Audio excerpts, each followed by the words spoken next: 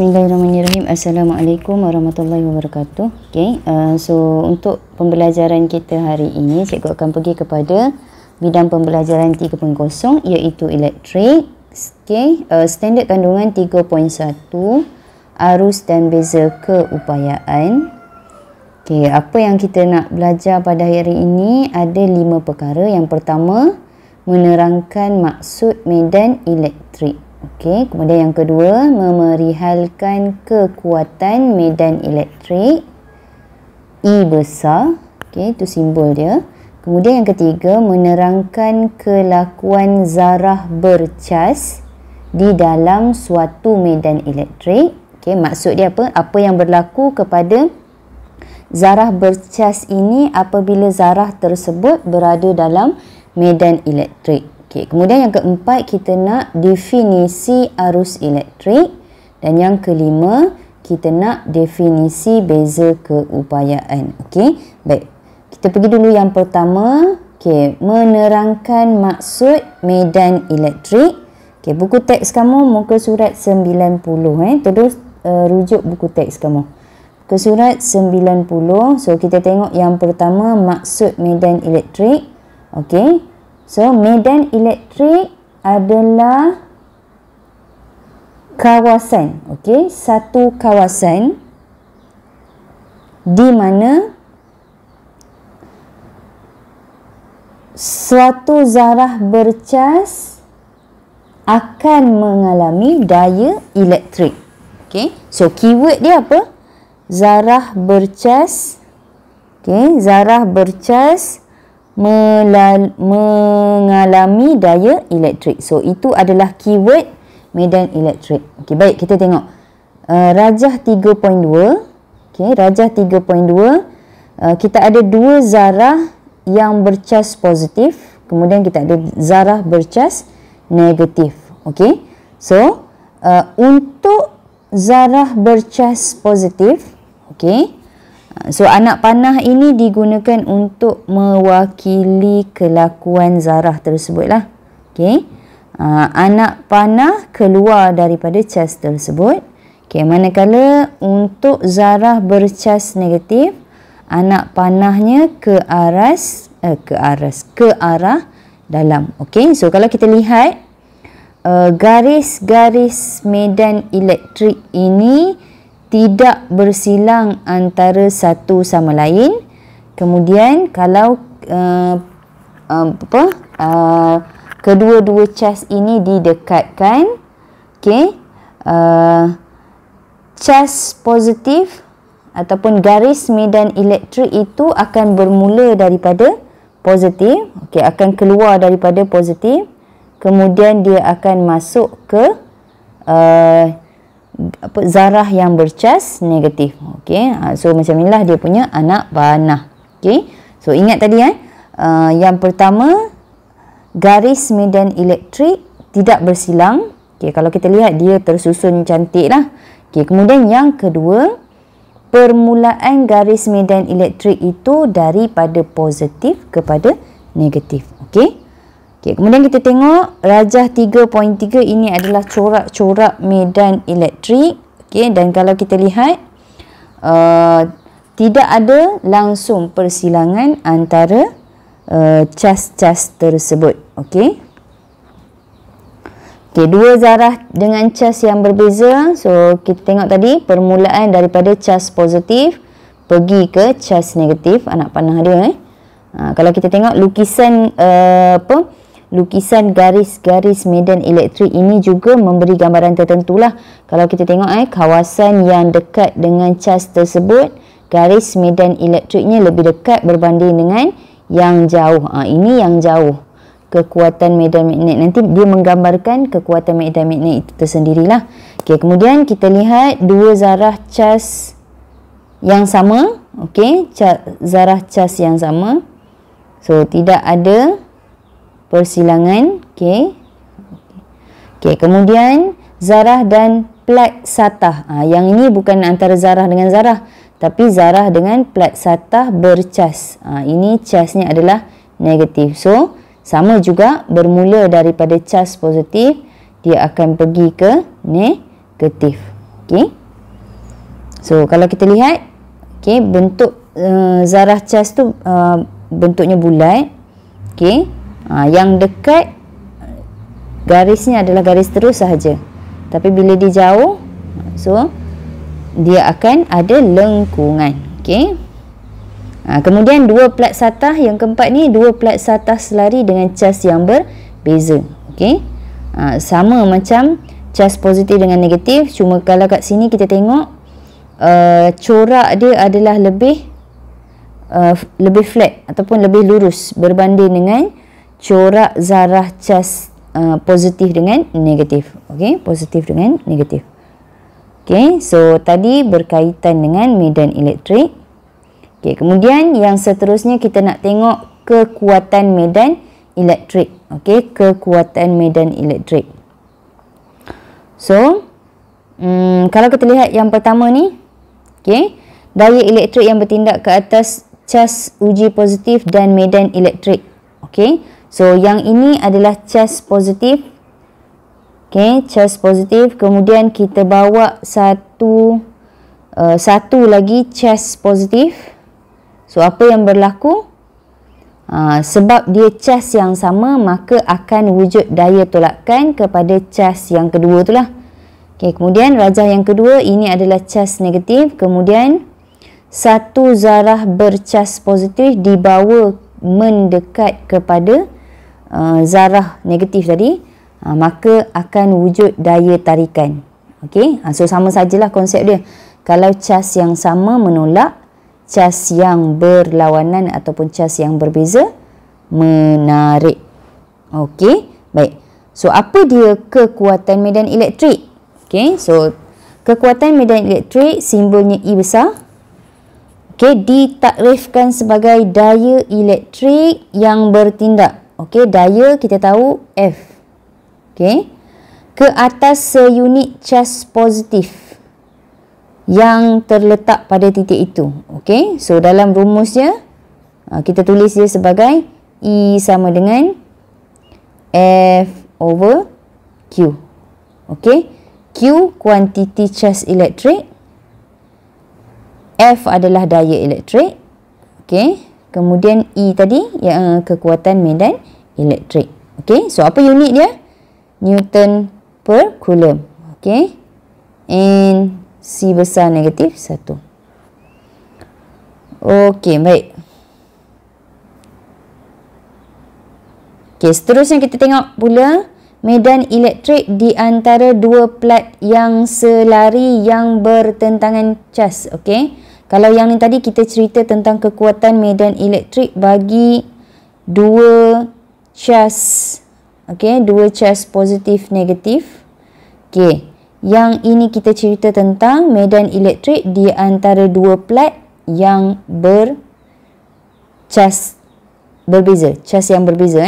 Ini plat, disebut dia plat. Okey, so bagaimana nak cari kekuatan medan elektrik dia?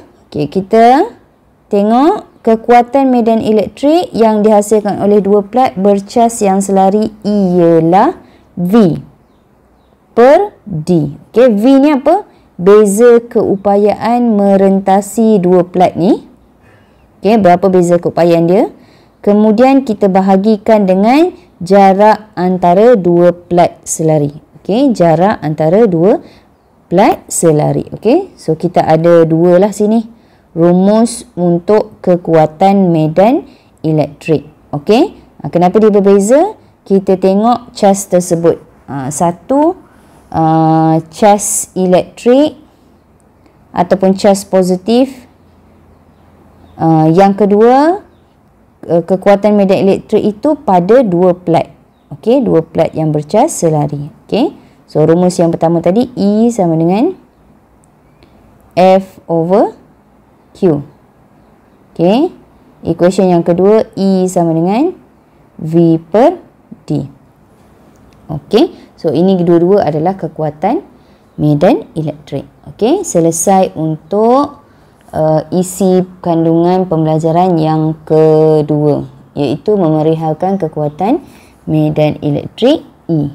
Okey, baik. Seterusnya kita pergi kepada 3.1.3 menerangkan kelakuan zarah bercas di dalam suatu medan elektrik. Okey. Seterusnya kita nak tengok apa yang berlaku kepada cas apabila dia berada dalam satu medan elektrik. Okey.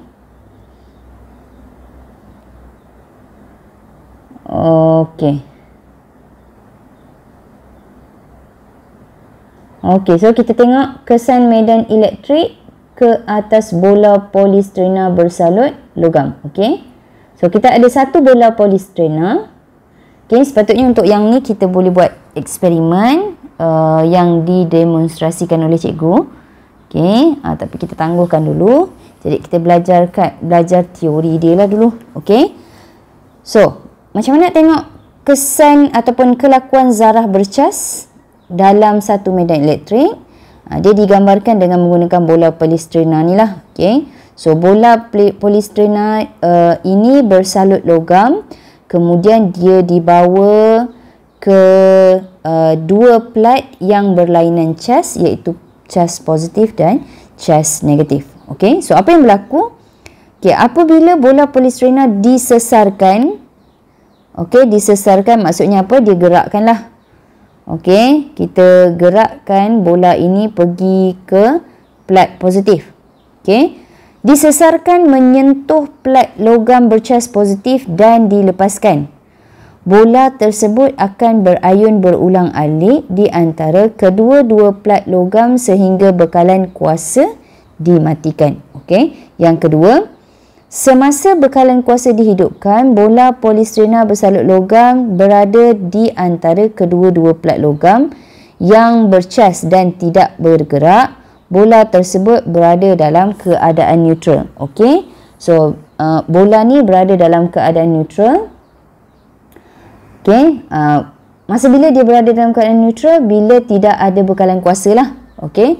So, dalam bola polistrena tu sendiri, maksud yang dikatakan dia berada dalam keadaan neutral tu, maksud dia apa? Cas positif dan cas negatif pada bola itu adalah sama lah. Okay. Okay, now kalau kamu tengok gambar ni pun macam tu. Cas positif dia ada 4, cas negatif dia ada 4 juga. Okay. Baik. Kemudian apa yang berlaku? Okay, apabila bola polistrena disesarkan sehingga menyentuh plat logam bercas negatif, okay, cas positif pada bola akan dinyahcaskan. Bola polistrena akan bercas negatif. Kesamaan cas di antara bola polistrena dengan plat logam menghasilkan daya tolakan yang menolak bola tersebut. Okey, so apa yang boleh kamu faham kat sini? Okey, kalau kamu tengok kat sini, bila dia kata dinyahcas, sepatutnya kat sini dia ada cas positif. Okey, tapi cas positif ini telah dinyahcaskan oleh plat ini, kemudian cas pada bola ini semuanya jadi negatif. So bila jadi negatif, apa yang berlaku bila cas yang sama? Cas yang sama menolak. Okey, so bola ini akan bergerak pula ke plat positif. Okey, bola polistrena akan bercas negatif, kesamaan. Okey, bola polistrena yang bercas negatif. Sebab apa dia bercas negatif? Sebab tadi cas positif dia dah dinyahcas. Okey, akan ditarik ke plat logam positif. Okey, kenapa dia bergerak pada plat positif ni? Sebab ini semua tadi dah jadi negatif. Okey, bila dia dah jadi negatif, dia akan pergi ke cas positif sebab cas yang berlawanan menarik. Okey, baik, seterusnya yang keempat, di plat logam positif, elektron pada bola polistrena akan dipindahkan ke plat positif. Okey, elektron pada bola polistrena akan dipindahkan ke logam positif sehingga bola tersebut bercas positif. Okey, sama juga. Okey, kesamaan di antara bola polistrena dengan plat. Okey, elektron pergi kepada plat negatif, plat positif, elektron pergi ke plat positif. Okey, kemudian bola ini menjadi bercas positif. Okey, so bila dia bercas positif, sama juga konsep dia. Cas yang sama menolak, cas yang berbeza menarik. Okey, so plat negatif pula akan menarik bola polistrena yang bercas positif. kemudian bola polistrina ni akan pergi pula kepada plat negatif. Okey, so proses tu berulang-ulang lah sampai bekalan kuasa dimatikan. Okey. Okey, next, seterusnya kita nak tengok definisi arus elektrik. Kesan medan elektrik ke atas lilin. Sebelum cikgu pergi kepada definisi arus elektrik, so kita lihat pula kesan medan elektrik ke atas nyalaan lilin. Idea dia sama saja. Idea dia sama saja. Apabila bekalan kuasa dihidupkan, nyalaan lilin akan tersebar di antara kedua-dua plat logam. Sebaran nyalaan lilin yang menghala ke plat logam negatif lebih besar. Isu dia apa kat sini? Nyalaan lilin lebih besar pada logam negatif berbanding dengan yang menyala ke plat logam bercas positif. So yang ini lebih kecil, yang ini lebih besar. Haba daripada lilin menyebabkan udara mengayon menjadi ion positif dan ion negatif. Ion negatif akan tertarik ke plat logam bercas positif, manakala ion positif tertarik ke plat logam negatif. Ini sifat cas tadilah. Ion positif, nombor 4. Ion positif mempunyai jisim dan saiz yang lebih besar berbanding dengan ion negatif. Nombor 4 ni explanation kenapa kenapa sebaran nyalaan lilin itu berbeza. Kenapa sebaran nyalaan lilin itu berbeza. Kenapa apa yang berbeza? Yang ni besar, yang ni kecil. Oleh itu, kenapa tadi? Sebab ion positif jisim dan saiznya lebih besar. So ini dia punya reason kenapa ion positif lebih besar sebaran dia. Sebab jisim dan saiz dia lebih besar daripada ion negatif. So bila jisim dan saiznya lebih besar, maka sebaran cas positif kepada plat negatif ini menjadi lebih besar. Seterusnya kita tengok kepada arus elektrik. Peralatan elektrik dapat berfungsi sekiranya terdapat arus yang mengalir dalam litar elektrik yang lengkap. Arus I besar, arus I besar ialah kadar. So kadar merujuk kepada masa. Kadar pengaliran cas Q dalam suatu konduktor. So arus I sama dengan kadar masa pengaliran cas. Q adalah cas lah. So kita dapat satu rumus. Q sama dengan IT. Ni benda yang sama sajalah. So I arus, Q tadi jumlah cas dan T adalah masa. So apa unit dia? Q unit dia kolom, T unit dia saat. Negatif 1. So itu definisi bagi arus elektrik. Kemudian kita tengok definisi bagi beza keupayaan. So apa dia beza keupayaan? So beza keupayaan adalah kerja. Kerja yang dilakukan untuk menggerakkan satu kolom cas di antara dua titik. Main point dia apa? Kerja pada titik-titik tertentu. Pada titik-titik tertentu. So apa rumus dia? V beza keupayaan sama dengan W work bahagi dengan Q cas. Jumlah cas, ataupun kita ada rumus yang kedua, V sama dengan E per Q. Kenapa beza dia? Sama saja. W ni work, E ni adalah energy. Kenapa dia macam tu? Sebab kita pakai konsep prinsip keabadian tenaga lah. Setiap kerja yang kita lakukan ada tenaga yang kita gunakan. Jadi untuk beza keupayaan ni kita boleh pakai dua rumus lah. V sama dengan kerja bahagi kuantiti cas ataupun V beza keupayaan sama dengan energi bahagi cas. Okey. Okey, so apa unit untuk beza keupayaan? Unitnya adalah volt ataupun joule per coulomb. Okey. Selesai untuk subtopik yang pertama dalam bab yang ketiga.